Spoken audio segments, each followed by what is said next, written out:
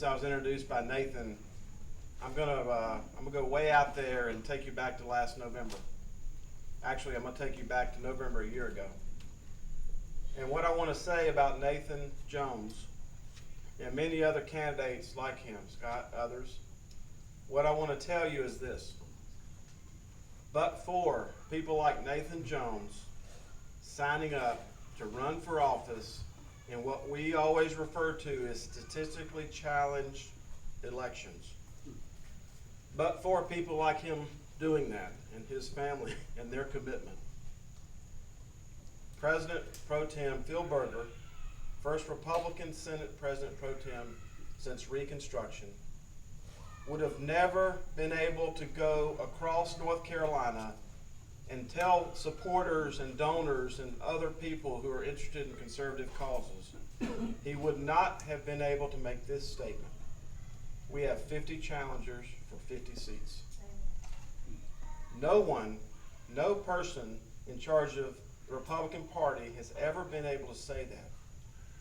So it's always nice to say hello to the people who do have senator in front of their name. Those people obviously won their wars, but for the people running these small battles on our behalf, we would have not gained control of the Senate, and we would have not gained control of the House. We should go give him a round of applause.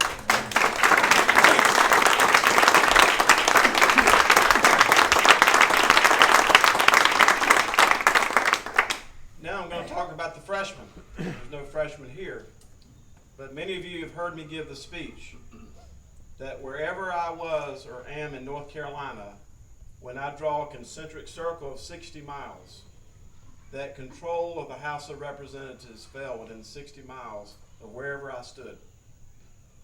And nothing could be truer than we look at what happened when Rain Brown from Davidson County beat the majority leader of the House of Representatives last year. When we look at Harry Warren from Rowan County, I'm getting goosebumps. Harry Warren beating Lorraine Coates in Rowan County. And I can go on and on and on. Jonathan Jordan beating Cully Tarleton in Watauga County. Why should you care about that?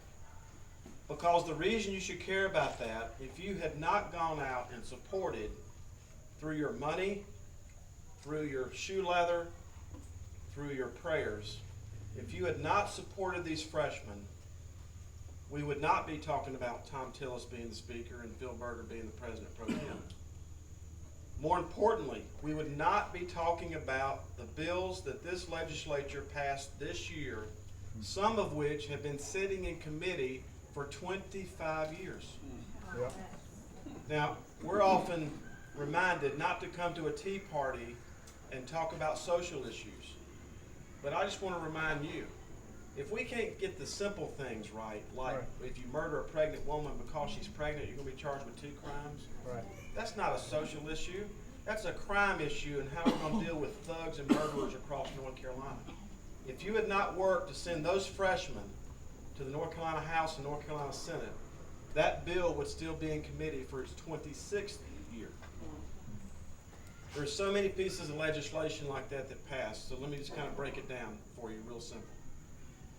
What we did this year is we had a Speaker of the House who had big goals and short deadlines. I guess when you're a management consultant with IBM, they teach you how to have big goals and short deadlines. And he put us on that path. Why should you care about that? Well, for the first time in probably 3 decades, we got the budget done 2 weeks before the end of the fiscal year. What we have been doing, let's say Christmas is on December 25th. It's like we've been having Christmas on St. Patrick's Day every year. We always ran 2 and 3 months after the fiscal year was supposed to end. Now, as conservatives and Tea Party members, why should you care about that? The reason you should care is that there's a lot of organizations that depend on the state government to know how they're going to operate. How about the Forsyth County school system, the Stokes County school system? All of these superintendents have to make plans about how much money they're going to have and who they're going to hire. And what we've done ever since I've been there is we got the budget done in August, and they've already had to hire school's starting in August. It's ridiculous some of the asinine, I know they say that's not a word in the dictionary, some of the asinine things that Raleigh did to people. Some of the things that we always do to increase the cost of living and doing business and increase frustration with government. We're going back into session in about 3 weeks, and we're working on some constitutional amendments. We're working on the constitutional amendment of the defense of marriage. Good. Marriage between one man and one woman in North Carolina.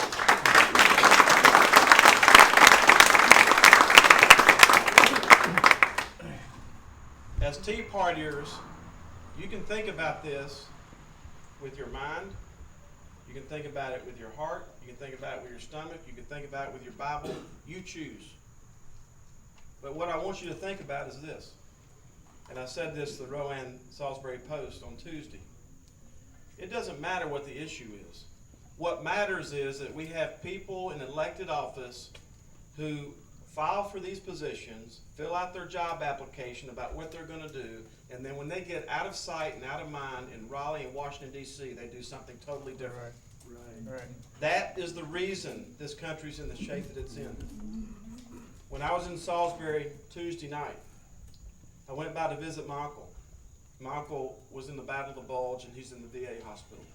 He was in the 736 Tank Battalion. Now, those of you who are not students of military terminology, you may not know what this means. I didn't know what it meant until he explained it to me. The order that he received sitting in his tank in the Battle of the Bulge is, Sergeant, blow up your ammunition. Do you know what blow up your ammunition means? That means you're finished. That means you got no fuel. Jack knows this. We got no way of coming in and rescuing you. We cannot save your life. And we just don't want the Germans to end up with that ammunition. People came in and saved him. But you think about what that generation did and what I'm passing along to the next generation down, you realize that a lot of people screwed up. Because my generation now has the distinction of possibly handing off a lower quality of life and standard of living for the first time in U.S. history. And we've got to fix that. And the main thing that we can do to fix that is to hold people accountable for what they put on their job application, that they cannot go to Raleigh, regardless of whether they're Republican or Democrat. They cannot go to Raleigh, they cannot go to Washington and do something different than what was on their job application. What would you people who hire people do if somebody lied on their job application? Fire them. Fire them.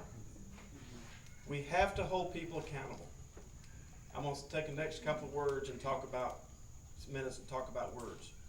Words are very important. The Defense of Marriage Act. We would love for people to be where the Tea Party is. But all of you have witnessed in some points in your life, and you understand that's not always the case. If somebody's not where you expect them to be, then you got to meet them where they are. And on the Defense of Marriage Act, you can get sidetracked with all the other things that are going to be going back and forth. This is going to be a very vicious battle over the next 4 weeks in the General Assembly. If you go to my town hall meeting in a few weeks in Kerrsville, based on what I'm hearing in the blogs, it's going to be a real interesting meeting because of people coming in from all over the state to disrupt that. But all the Defense of Marriage Act is this. It's not my right on a sensitive issue like this to decide what the North Carolina Constitution should say. Who does the Constitution of North Carolina belong to? To you, the employer. All we're doing in this special session is we are voting to put that question to you so that you can choose whether marriage should be between a man and a woman. And that is an example of pushing power away from ourselves, away from our titles, and away from the state capitol and pushing it down to the people that it belongs to. The other issue is eminent domain. Meet people where they are. Do you know who suffers most under the eminent domain laws of North Carolina? Poor people. It's not rich people. Rich people find a way to keep their property. Find a way to work through the system and keep somebody from taking over their property. It's the poor people of this state who are typically the victims of eminent domain in North Carolina. We cannot be afraid to talk to people, regardless of what their party affiliation is, regardless of what their color is, or regardless of how they look. We cannot afford not to try to find what we have in common with them. I'll close with this last example. Some of you know that I like to squeeze $1. Right, Nathan? So I have a bottomless cup card at Brugger's. That's where you pay $128 a year and you get all the coffee, all the hot chocolate, all the soda, and all the iced tea for a whole year. Now there's one little problem with that, is that there's a Brugger's literally beside my house on Stratford Road. There's a Brugger's on Wade Avenue on the way to Raleigh. There's a Brugger's on 15501 next to where our daughter lives in college. And there's a Brugger's on Glenwood. So, and there's a Brugger's beside GOP headquarters on Hillsborough Street. So I went to the Brugger's one time on Hillsborough. They didn't know me very well. This guy was waiting on me. He had tats, he had paint, he had piercings. And I handed him my cup that I'd used before. I said, Diet Coke, please, no ice. He said, why do you bring that cup in here? And I said, because I'm a conservative. His body language completely changed negative. And he kind of reared up and said, what does that have to do with anything? I said, well, the root word of conservative is to conserve, to get more out of less, to get more out of our education dollar, to get more out of our crime and public safety dollar, to get more out of government efficiency. And then his body language flipped again, and he said, you know, I'm a conservative in some ways. That's an example of meeting people where they are, not where we expect them to be. It's been a real honor to serve this community. You're in the 74th House District, and I can tell you that when we are sworn in to the House of Representatives or as Speaker Pro Tem, you put your left hand on the Bible, and you put your right hand, hold up your right hand, and you swear to uphold the Constitution of North Carolina. And then you have a Republican platform. And as important as those two documents are, I can tell you, whether it's Brian Holloway or Dale Folwell or Larry Brown or Bill McGee, I can tell you that the last thing that goes through our mind before we press that button, which is either green or red, the last thing that goes through my mind and the last thing that should go through the mind of every elected official in North Carolina is, what are my people back home expecting me to do? What are my people expecting me to do on annexation laws? What are my people expecting me to do on Defense of Marriage Act?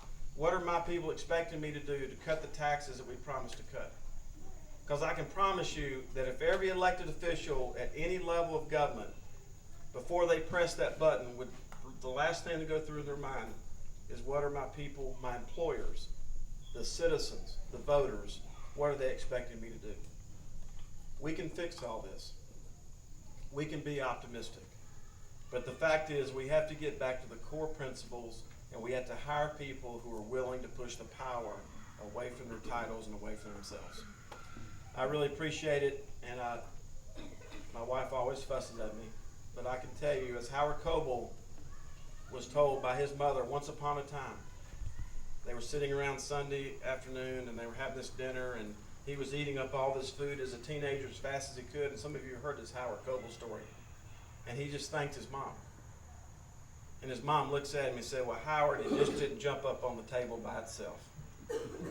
And I want to tell you, events like this do not just jump up on the table by themselves. There's a lot of people here who deserve a lot of credit for making all this happen, and we owe them a round of applause.